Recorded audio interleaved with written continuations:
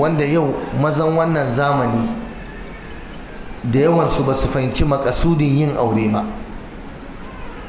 Daga cikin manufofi na yin aure shine a yi aure don taimako. Wata mijinta ya mutu, ka je ka aure ta don ka taimaka mata, ka taimaka wa 'ya'yanta. Wanci aurenta ya mutu, 'yar talakawa ce, an tara mata 'ya'ya, ka taimake ta, ka rufa mata asiri, ka jawo ta kusa da kai.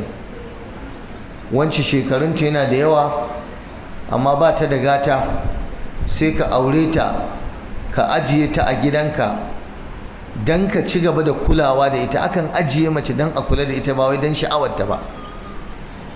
To da yawa yau daga cikin maza su sun ɗauka ana yin aure ne don namiji ya sha'awar mace, ya biya bukatarsa ta aure ta. Ya a'a, akwai auren da ake yi don taimako.